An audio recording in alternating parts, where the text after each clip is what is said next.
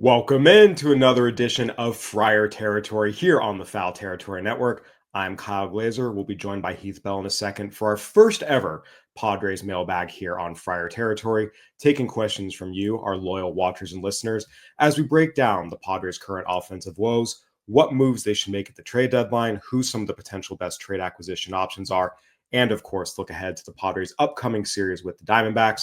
The Padres are 38-29, coming off a series loss to the Dodgers. They open a 3-game set in Arizona, and that, of course, will be followed by a 4-game set at LA. Heath Bell and I are here to break it all down for you. Take a listen. Heath, you have always been a man of the people. You were as a player. You are in your post-playing career, coaching Padres fantasy camp. You continue to be on the show. Are you ready to directly speak to our watchers and listeners? Yeah, this is the fun part of the podcast. So let's shoot. Let's go. Let's bring it on. All right. This Padres team certainly has a lot to talk about. We're going to jump right into it. Our first question from our mailbags from John Gordon on Twitter. How do the Padres hitters always seem to slump at the same time? You'd think some would be hot, others cold, going back and forth. Aside from Manny, the entire roster is cold for an extended period of time now. Heath, what do you think it is? Why is it that we see all the Padres hitters going cold at the same time, as we have seen for the most part over this past month? Well, I really think it's because guys now it's about the launch angle. It's about hitting the ball as hard as you possibly can. It's not about, driving the ball, making contact. You don't see guys up trying to make contact. You see guys trying to drive the ball, or I would say try to hit home runs. And I feel like a lot of hitters. Now, I'm just a pitcher, and I know hitters are going to get mad at me or whatnot, but I feel like they're like, I'm one home run away from getting hot. How about getting like a base hit streak? It's very rare. I mean, home runs are sexy, but what's really cool and awesome? Base hits. But it's like I got to get a double. I can't just get a CNI single. I can't just, bloop a single, this and that. Because here's the thing is, if you get a base hit, and it's just, whatever, what's my exit velocity? Did I hit that good? Did I swing hard enough? Like we were talking about Bogarts a couple weeks ago, that his swing is the lowest miles per hour. You never talked about that 10, 20 years ago. You're just like, this guy's struggling. And here's the other part is even Derek Jeter did it. So why don't we put a golden thong in the clubhouse and everybody wear a golden thong one day? It does work. Trust me. I've seen it work in the minor leagues and I've seen it work in the big leagues. But two penny people are pansies now and too manly. I've worn a thong, not to get a hit, but I've worn a thong. You know what? Brian Giles was known for it. Marcus Giles was known for it. There's certainly an element of that in the Padres clubhouse in your era.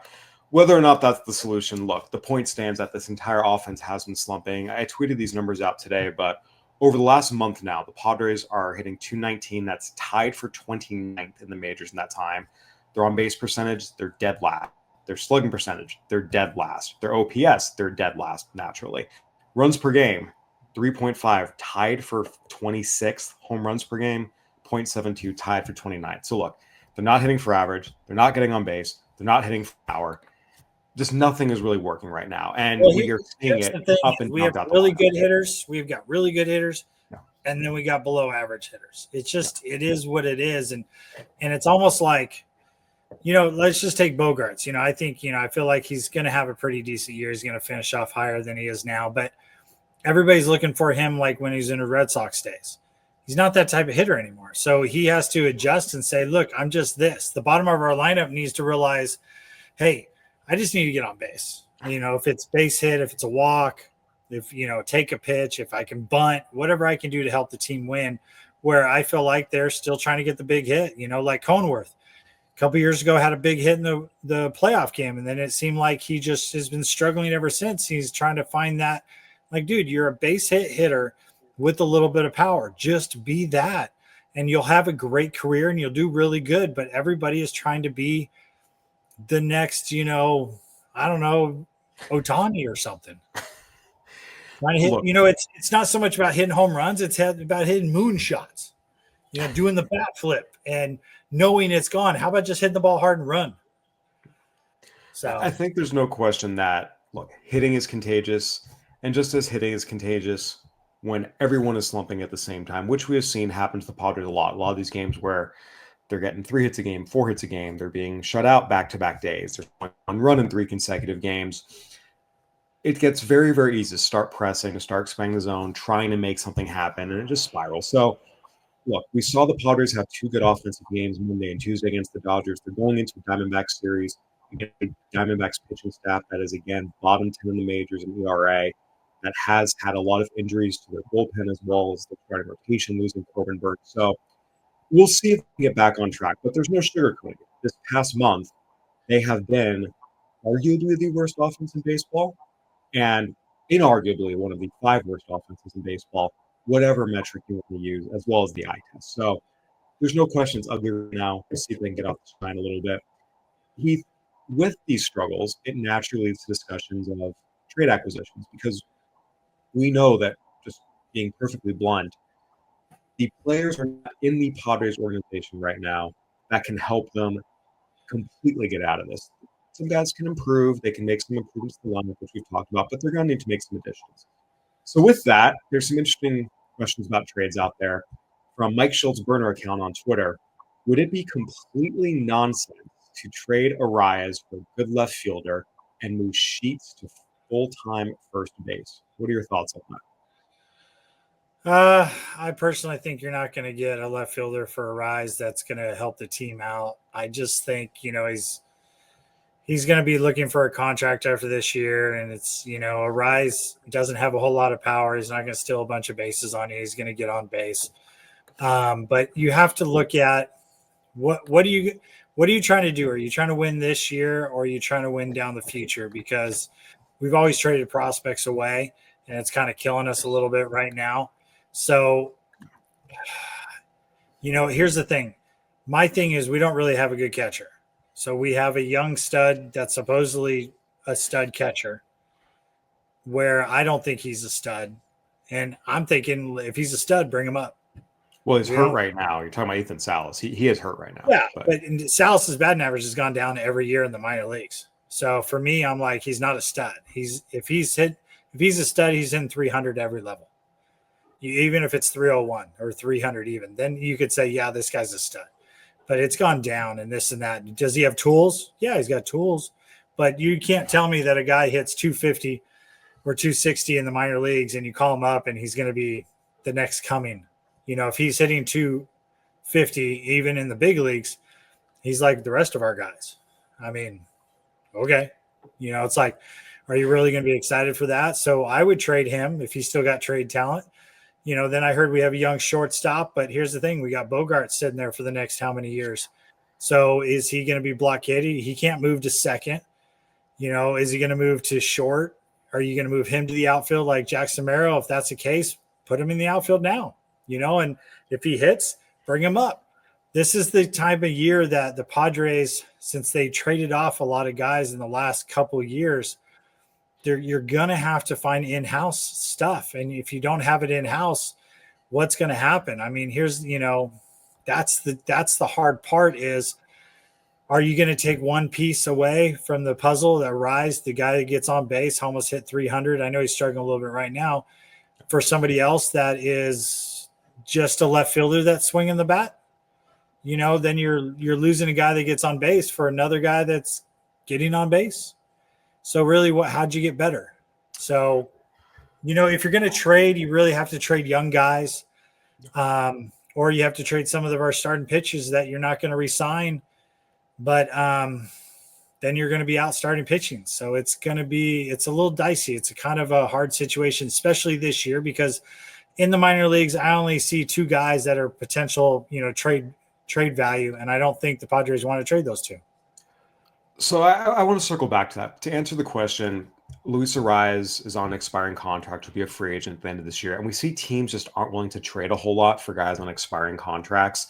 And with that, I don't think you would get anyone that make your team significantly better than what you're getting right now from the combination of Arraez and Sheets at first base and left field. It might be an even swap where, okay, maybe you're getting equivalent talent, but there's no real point in trading him for an equivalent talent who's also going to be a free agent at the end of the year. Again, I just don't think you would really get enough to justify trading him, especially when you are a team that, look, for all the conversations that we're having about the Padres struggling, they're in playoff position right now. They're in the 6th spot in the National League. They're going to have to improve to remain in playoff position, but it's not like we're talking about a team that's 5 games back for playoff spot and they're teetering on the edge of falling out of it. You want to make changes that will upgrade your team. And while I understand the point, it's not insane. I don't think anyone that you would trade Luis Arraez for is going to upgrade the team just given he's a rental and how much teams won't trade a lot for rentals. At best, it would be kind of an even draw where your team just kind of stays the same. And I don't think there's a point to making a move like that, especially with Arraez's skill set as unique as it is.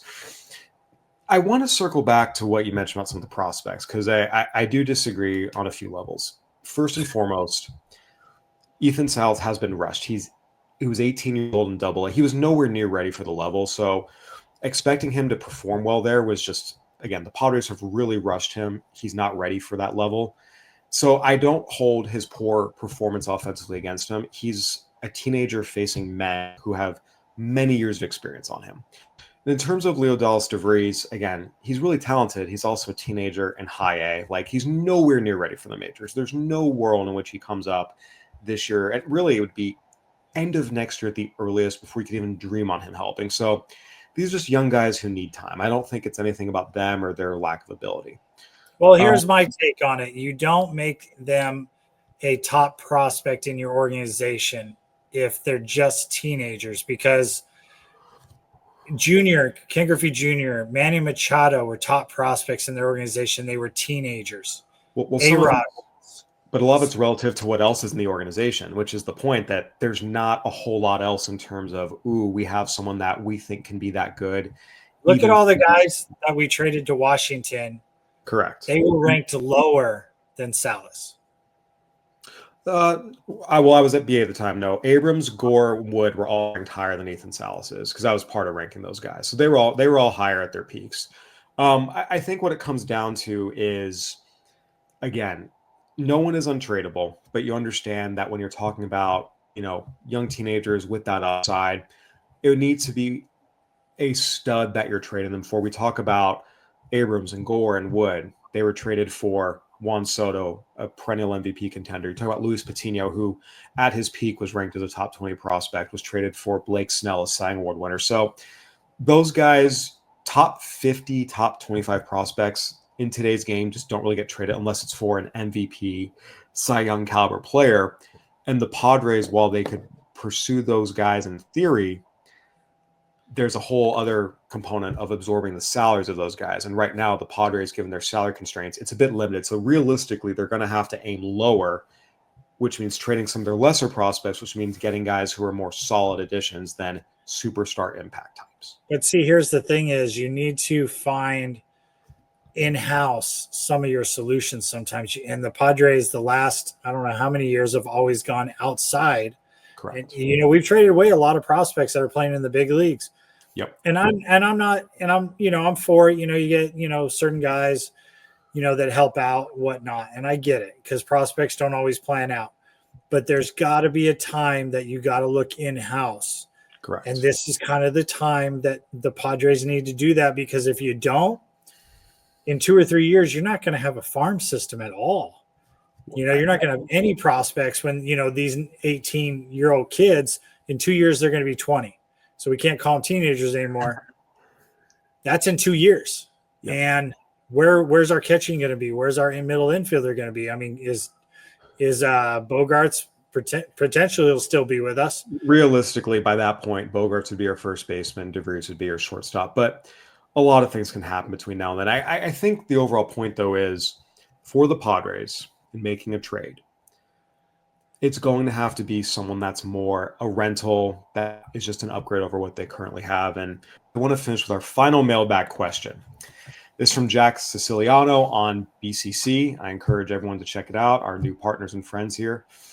Would the Padres consider moving Tatis for both Duran and Abreu and more? That means Jarren Duran, Wilyer Abreu, and more from the Red Sox.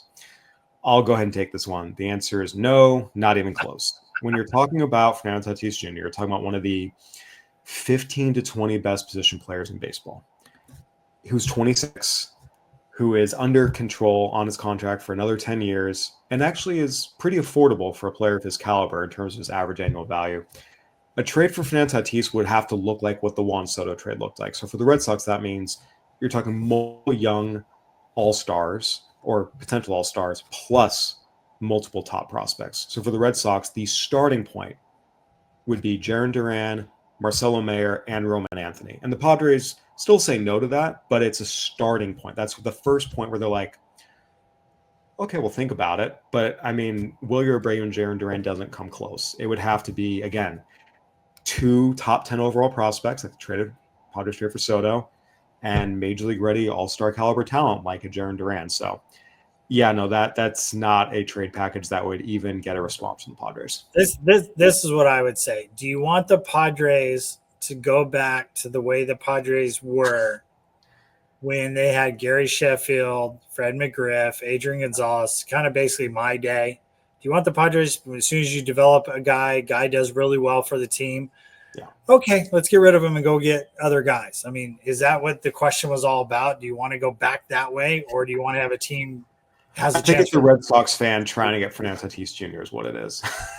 I think it's no, really what I think it is a Tatis fan or a Padre fan that is literally going, man, he was our all-star the first month and, our MVP, and now he's not hitting. Get rid of him. He's not hitting. He's washed out. Yeah, no, so that's it's not a fan trade that's that upset. Yeah, no, It ain't trading Fernando Tatis Jr. would not be a wise thing for the Padres to do, and even if they did, it would have to be a momentous trade package. So Heath, we've talked a little bit about trade options and where the Padres can go, because again, they need to, as much as you're talking about, yes, it would be great for them to have they could bring up from within. They just don't have it. And realistically, with Michael King, Dylan Cease, Luis Arraez, all free agents at the end of the year, Robert Suarez has an opportunity to opt out as well. This is a year where you kind of want to go for it because things get a little bit murky after this year. So with that, I wanted to ask you, who are some players that you see out there you think would be good fits for the Padres that you think they should pursue? Oh man, that's a hard thing because I really think we just need to find within the house. I haven't really been going out there searching for guys. Yeah, that's hard because really I honestly have not thought, okay, well, if we had so and so, you could always say if you had Judge or somebody. But I'm just so bent on the Padres need to find within house. Otherwise, they're going to be in a predicament in the next 2 or 3 years where they have absolutely no one. And the Padres are going to fall, and you're going to have some good young stars like, Tatis that apparently this guy wants to trade. You're going to have Cronenworth, you're going to have Jackson Merrill, you're going to have Manny, and you're going to have nobody else. And then you're going to have Bogarts, and it's going to be like, well, then who else do we have? We got Joe Blow in left, and we got Joe Blow in first, and Joe Blow at catching, and Joe Blow over here. So if I had to pick somebody, the worst thing to do is you can't eat the money, but go get Chris Bryant, get him out of Colorado and see actually what it might resurrect his career, kind of taking a step back and maybe put him in left field or something. It's kind of like somebody like that. That'd be a big risk with his back. I mean, even if the Rockies eat the money, that's a big risk. I mean, again, I think I will tell you, in Colorado, you do not recover. There've been studies on this with the elevation. You don't recover as good at a mile high. And I wouldn't be surprised. That's another reason why his back is kind of shot. And I don't realize why the Rockies don't realize this, where you can't work out up there. You need to work out on the road and whatnot. I mean, there's need to be more, recovery time up there where maybe get him out of mile high, his back would get better. So I don't know. It's a hard, but it's somebody like that. Maybe Chris Bryant's not the guy, but what I'm saying is you got to get somebody. You'd like to see a veteran, reclamation that maybe he gets a fresh start. That's what you're getting. Yeah, some like, we tried Jason Hayward. Didn't work out. Okay. Well, let's try somebody else. Yeah, I think for me, looking at the teams who are clearly out of it, right? There's 8 teams. It's the Rockies, the Pirates, the Marlins, the A's, the White Sox. And then you also have the Orioles. You have the Braves, which it's surprising to say that, but they are in that category as well. The issue, of course, is, right, these teams are terrible for a reason. Very few of them actually have players you'd want to go acquire. The Orioles are the team that has the most natural matches to the Padres' needs when I look at them. When you look at a guy like Cedric Mullins, you look at a guy like Ramon Laureano, two veteran outfielders who are affordable, who are productive. And they also have some young players, too, if the Padres wanted to go the Heston Colton Cowser route. But both Mullins and Laureano, their contracts expire at the end of this year. Their salaries will not be difficult to absorb. Because they're on expiring deals, they probably wouldn't cost a lot. The Padres have young arms, which is what the Orioles need. I do think that's the most natural fit. But again, I don't know if the Orioles are really going to start trading away everything just because they've invested so much in trying to go for it. I mean, they're 27-40. They're not going to make the playoffs. I mean, they're 14.5 out in the division. They're 8.5 back the wild card. It's not going to happen. But that to me is the team that has the pieces. The White Sox, Luis Robert is struggling. The A's, they're going to keep on players that you'd want to trade for. Same with the Marlins. The Pirates, I mean, you don't want to go get Tommy Pham. I got one guy. Okay. McCutchen from Pittsburgh. Yeah, he's a good veteran. Still productive. He's a veteran guy. You could stick him in left field. Yeah. He's hitting around 260, 270. Yeah. He's, he doesn't have the pop. Maybe he can't play every day, but he's better than what we have now.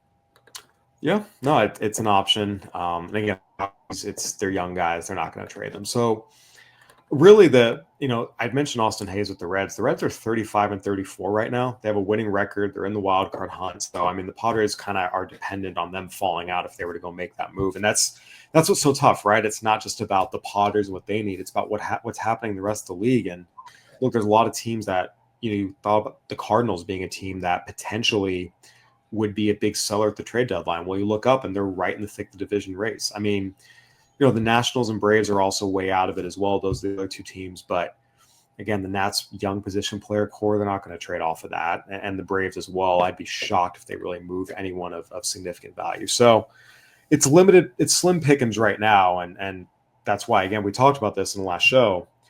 In the interim, to your point, the Padres do need to get the most help they can internally to at least hold them over. And that means putting Luis Camposano in the lineup every day. That is true. They need to do something that's just totally off the wall of today's baseball. They need to put Camposano and say, look, I don't think a month is realistically, but for 2 weeks or 2 or 3 series, you're my guy. Don't matter what you do, you're going to be in the game unless you get thrown out of the game. But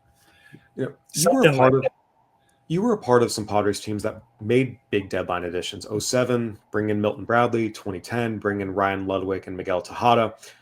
You can speak to this. How much does impactful trade deadline addition, a name guy coming into the clubhouse, boost the team? Just morale-wise, statistically, just morale in the locker room. Morale is really good. Like when we got Milton Bradley, we needed a bat, and we got a bat at Milton. And Milton is a great guy. He's got a lot of whatever. But when we got Ryan Ludwig, and he didn't really pan out, and Tatis, what I was kind of really concerned about, and I think the team, but you didn't really say it, is I want to say Ryan Ludwig didn't perform, and we're still good friends. And he even says, man, I just didn't perform that. I should have, blah, blah, blah. Just, maybe I tried too hard or whatnot. Yeah. But at that time we had, I think it was Chase Headley, young guy, and Scott Hairston was platooning. And they were doing really well because Chase would get a hit or two, then he'd play the next game. And if he didn't get a hit in his first 2 or 3 at bats, then Scotty came in. And then if he got a hit, he played until he didn't get a hit. And then we rotated. And it was great because we had pitch hitters that were always kind of in the game, in a day or two they were playing because they weren't always getting hits. They were getting a hit one every other day. And then when Ludwig came, then those guys sat for 3 days, 5 days, and then we tried to pitch, they tried to pitch hit. Well, they haven't had a bat in 5 days. They weren't in a game where beforehand it was 2 games they didn't get in a bat, or they at least got a pitch hit. Yeah. And the momentum of the team struggled, where those bench guys, those role guys became kind of bench guys and didn't play very much. And that kind of hurt us that year with, Ryan coming in and Miguel Tejada. and Tejada. The thing is, you thought Ryan and Tejada were going to perform. They didn't perform. And the guys that were kind of performing, they're all of a sudden just sank because they weren't getting the bats anymore. They used to be getting, I don't know what, 10, 15 at bats a week. Now it went back to like 2. And just the rhythm, they kind of struggled, and that's made us struggle because the 2 guys we traded for him. But then with Milton Bradley, he was a great guy that, had some off the field issues, but hit the ball, and then the umpire said something that we probably can't say. We probably can't say on a podcast, but I don't want to say it. Yeah. And but Milton's always been a great guy and a stand-up guy that I've always known him, even playing against him. And some people say otherwise, but he came in, helped the team, and he kind of really boosted the team, as in wasn't a huge name, but people knew of him.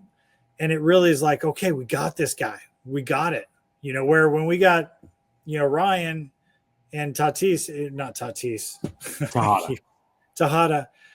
we had like a young team that was platooning. And then when we got those guys, it was almost like, we can do this. I mean, yeah, we got 2 named guys, but they're not really doing well at the moment. So it was kind of like a hit and miss in that aspect, where I kind of feel like if we get somebody that's not doing well, I don't know if it's going to really help the team. Like you said, if we get rid of Arraez, we're not going to get anybody. We're basically getting the same player back, maybe with a little bit more pop. We have to give up maybe 2 minor league arms or something to like a McCutcheon that maybe can boost it because now he's playing every day, or, he's with the winning team instead of a losing team. Something like that, I think, would help the team out, where it's just one guy, somewhat of a name, kind of a veteran guy, but he's doing a little bit better than everybody else that we have. I think that's what we need, or we just need to stay within house and look in AAA and say, hey, I know this guy's not on the 40-man, but we need to figure out how to put him in the 40-man and bring him up. And if he doesn't and play every day in the series, and if he doesn't perform, all right, send him out. Let's get somebody else. And you just got to do that. That's what your farm system's for. Yeah, we'll see what they end up doing. And look, everything would be made a lot easier if the offense, the guys who are in the big leagues right now, if they start getting back on track. With that, we talked about the Padres had an opportunity against the Dodgers, given the Dodgers were just completely ravaged by injuries on the pitching side. They came in bottom 10 in the majors in the ERA, and to the Padres' credit, they put up 7 on them and then fell back to earth on Wednesday in the finale. Very similar situation in the sense that they're going up against a pitching staff in Arizona that has not been good this year. They have a 4.77 ERA, bottom 10 in the majors. They have 2 key bullpen arms out, Justin Martinez and AJ Puck. That said, the Padres are going to be facing some pitchers who have had success, even if they've struggled a little bit this year. Opener, they get Ryan Nelson. Game 2, they get Zach Gallen, who is a good pitcher having a bad year, and they finish off with Merrill Kelly, who's a good pitcher having a good year. What are you going to be looking for from the Padres this series, particularly their offense against the Diamondbacks pitching? Well, really, I'm going to see how our pitching is going to be, because the Diamondbacks, they score runs. Yeah. And, they're going to score, and our offense, it hasn't really been there, but as our pitching's kind of held us there. So is our pitching going to help hold us? Or is this just going to be a tailspin where if the pitcher, have 1 or 2 bad pitches, and then the offense is like, well, yeah, we're not scoring. We can't do anything. Let's get off their butts and go, hey, here's a little tidbit real quick. It's funny how, like, I remember in 2007, we had Jake Peavy and we had Chris Young. Jake Peavy won the Cy Young, and Chris Young would have won the Cy Young if Jake Peavy wasn't there. I mean, they were 1 and 2. And then we did have Greg Max. Then we had David Wells and probably who else, we, plethora of guys for the 4 or 5, spots. So when Jake pitched, we would only score like 1 or 2 runs. Yep. And, Jake dominated. But when we had David Wells pitch or Maddox, we'd score 6 or 7, and we had the lowest, or we were in the top 3 of the bottom of batting average. So we just didn't score.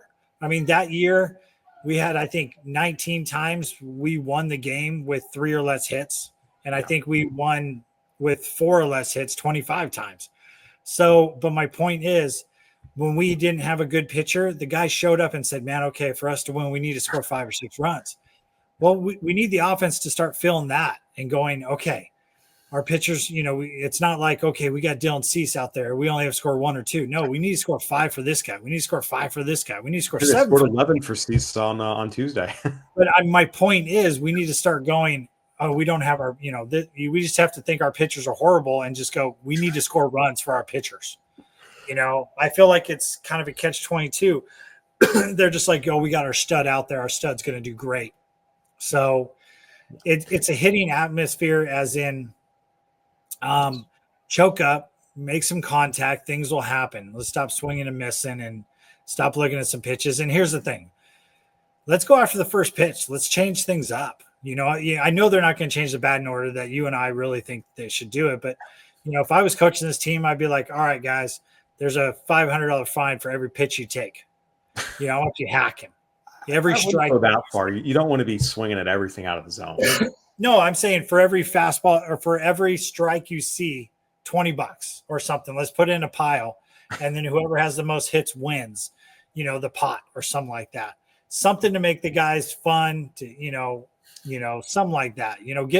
Instead of taking batting practice, go play wiffle ball in the locker room or something. Have some fun. Play stickball in the parking lot before the, batting the game or something like that.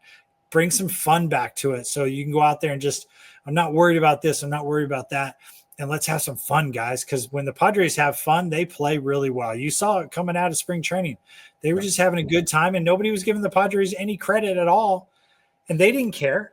And then as soon as we started doing great, all of a sudden, I think our players started caring, and we forgot how to swing it back. It's certainly going to be an interesting series. And another litmus test in a way for the offense. Look, Arizona is a very hitter-friendly park. This is a Diamondbacks pitching staff that has been struggling. They are seeing 3 talented starters. Again, Zach Gallen's having a bad year, but he's a good pitcher. He's capable of throwing 7 scoreless anytime out. And the bullpen the Diamondbacks have is more vulnerable than it was a few weeks ago. Shelby Miller's been pitching well at the end of games, but they're without Puck, they're without Martinez. So the Padres will have opportunities to score this series. But you're right, the Diamondbacks offense is explosive. The Diamondbacks have the 4th most runs in baseball this year. That's after leading the majors in runs last year. Top 4 offenses in scoring this year: Yankees, Cubs, Dodgers, Diamondbacks. This is a team that can put up runs in a hurry. There's a lot of crooked numbers up there, 4, 5, 6. They've had some 8-run innings. So for the Padres, you understand that their pitching has been excellent, and you have every reason to believe in their pitching. But it's just a really good offense. And there are times where, look, we've seen it with the Cubs, Dodgers, and Yankees series. The Padres pitching staff did a reasonably solid job against those offenses. And in most of the series, 2 out of 3 games, they pitched well against them. But those offenses all have at least one big game because you can't hold them down that long. They're just too talented. Yeah, you're gonna throw 100 pitches and you're gonna mess up at least once or twice, and that's having a good outing. Or those teams make it hurt. And that's where, for me, the Padres can't go into these games expecting to do what they did against the Brewers or the Giants, teams with great pitching staffs but not great offenses. Winning games in the final at bat, holding a line 1-0, 2-0. It's much, much more difficult against an offense like this. They're going to have to win some high-scoring games. They're going to have to put up another 7 spot, get to double figures again. That's what it's going to take against this offense. So I'll be curious to see how the Padres hitters do. Let's get some football scores in there. Bring a football in the dugout, boys. Come on. Let's get some football scores. 6, 7, 14, 21. Let's do it. Some old Chargers Cardinals score, a 14-7 game. Good to you? Yeah, do something like that. That'd be great. I would certainly be much, much needed for the Padres. Once again, they are 38-29. They're 3rd place now in the NL West. They're still in playoff position, but we've talked about they're in the midst of really their toughest stretch of the season. 3 games against the Diamondbacks. That will be followed by 4 against the Dodgers in LA. So certainly want to take care of business this weekend. We'll see if the pitching staff's able to keep up its recent dominance against this great Diamondbacks offense, and if the lineup and the offense can awaken a little bit against the Diamondbacks pitching staff that is struggling. Heath, any final thoughts as we wrap up here? Just bring a football in the clubhouse. Let's go. Bring it in the dugout. Let's go. Football time. I like it. Wiffle ball, football, stickball. Every sport. Let's have some fun. Have some fun again, boys. Come on. Yeah, have some fun. Keep it loose. It's certainly something that this team at times looks like it could use, but we'll see how it all shakes out this weekend. Heath, thank you so much for your expertise and insight. As always, we appreciate it. Let's go, boys. All right, everyone, that'll do it for another edition of Friar Territory here on the Foul Territory Network. Go ahead and give us a review, Apple, Spotify, YouTube, whatever platform you're watching and listening on. Please, please, please subscribe. It helps us out big time. Shout us out in the comments, send in some questions on Twitter. We'd love to hear. We would love to talk to you. We will be back next week with Mike Cameron and Heath again. Full recaps of the Diamondbacks and Dodgers series. I will be out at Chavez Ravine covering the Padres-Dodgers series, so we'll have some live shows from there as well. Now's a great time to subscribe. Keep it here on Friar Territory. In the meantime, have a great weekend, everyone. Bye-bye.